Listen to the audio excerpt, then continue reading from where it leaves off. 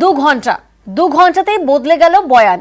আরো কড়া বিবৃতি জুনিয়র ডাক্তারদের, আরো কড়া আক্রমণ জুনিয়র ডাক্তারদের।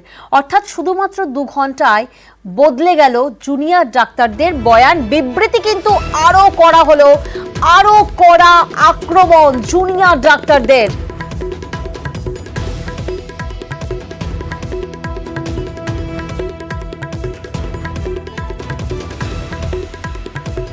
প্রেস বিবৃতিতে মাননীয় স্বাস্থ্য প্রতিমন্ত্রী চন্দ্রিমা ভট্টাচার্যের বলা কিছু কথা আমাদের কাছে অত্যন্ত বেদনাদায়ক। প্রথমত, তারা বারবার স্বাস্থ্য পরিষেবা নিয়ে তাদের চিন্তা প্রকাশ করেছে।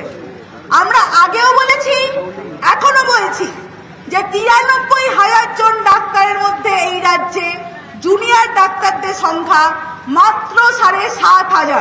সর্বমোট 245টি সরকারি হাসপাতালের মধ্যে মেডিকেল কলেজ যেখানে জুনিয়র ডাক্তাররা কর্মরত, সেটির সংখ্যা মাত্র 26টি। এই পরিসংখ্যান প্রমাণ করে যে জুনিয়র ডাক্তারদের কর্মবিরতিতে যদি রাজ্যের স্বাস্থ্য পরিষেবা ভেঙে পড়ে, তাহলে তার দায় জুনিয়র ডাক্তারদের নয়, বরং স্বাস্থ্য দফতর তথা রাজ্য সরকারের। স্বাস্থ্য প্রতিমন্ত্রী বলেছে খোলা মনে আলোচনা করতে চান, যেখানে কোনো রকম শর্তের জায়গা নেই। আমরাও খোলা মনেই আলোচনা করতে চেয়েছিলাম এবং এখনো চাই। খোলা মনে আলোচনা করতে চাই বলেই আমরা লাইভ মিডিয়া কভারেজের সামনে সম্পূর্ণ আলোচনা চেয়েছি, যেখানে পশ্চিমবঙ্গের সমস্ত মেডিকেল কলেজের মধ্যে থেকে অন্তত 30 জন প্রতিনিধি উপস্থিত থাকবেন। আমাদের বোনের সাথে যে নারকীয় পাশবিক অত্যাচার হয়েছে তার বিচার চেয়েই 32 দিন রাজপথে থাকার পরেও মাননীয় মুখ্যমন্ত্রীর সাথে খোলা মনেই আমরা আলোচনা করতে চেয়েছি। আলোচনায় বসতে একাধিক শর্ত আরোপ, আন্দোলনকারীদের শর্ত আরোপে রাজনীতি দেখছেন চন্দ্রিমা ভট্টাচার্য। 3:45 মেল, তারপর আজকে 3:21 অথবা 3:23 মাননীয় মুখ্য সচিব একটা মেল করে 6টায় আসবার কথা বললেন, অর্থাৎ প্রায় 2.5 ঘন্টা আগে এই মেল গেছে আসার জন্য। রাজ্য সরকার খোলা মনে বসতে চাইছে, কোনো শর্ত সাপেক্ষ নয়। কোনো কিছু শর্ত দিয়ে খোলা মন, এই দুটো একসাথে চলে না। অর্থাৎ খোলা মন নেই, অর্থাৎ সেই মেয়েটি বিচার পাক, যিনি নির্যাতিতা হয়েছেন এবং মায়ের কোল ছেড়ে চলে গেছেন।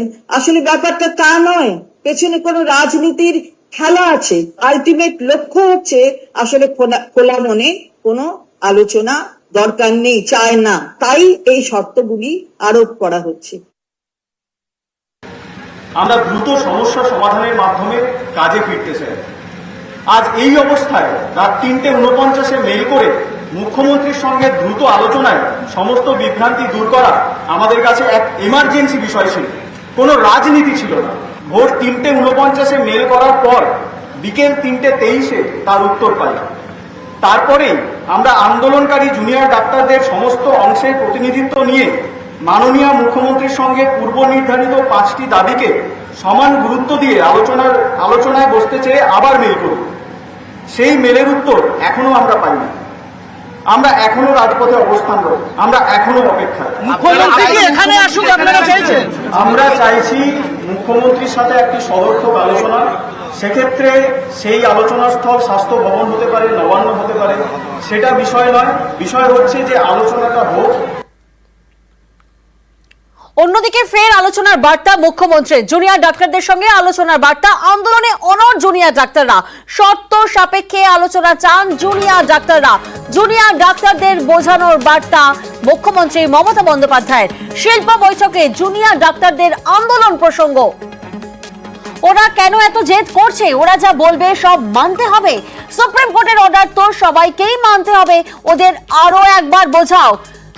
মুখ্যমন্ত্রী মমতা বন্দ্যোপাধ্যায় তিনি বার্তা দিয়েছেন, সুপ্রিম কোর্টের অর্ডার তো সবাইকে মানতে হবে। আগেও কাজে ফেরার অনুরোধ মুখ্যমন্ত্রীর। 9 সেপ্টেম্বর আরজি করের ঘটনার 1 মাসের মাথায় জুনিয়র ডাক্তারদের আবেদন মুখ্যমন্ত্রীর। দয়া করে আপনারা কাজে যোগদান করুন। যদি মনে করেন আপনাদের কিছু বলার আছে, ইউ আর অলওয়েজ ওয়েলকাম। আপনারা 5 জন 10 জনের একটা টিম নিয়ে আসুন, আমি কথা বলতে পারি। 1 মাস তো হয়ে গেল, আজকে 9 তারিখ। আমি অনুরোধ করব ফিরে আসুন, উৎসবে ফিরে আসুন।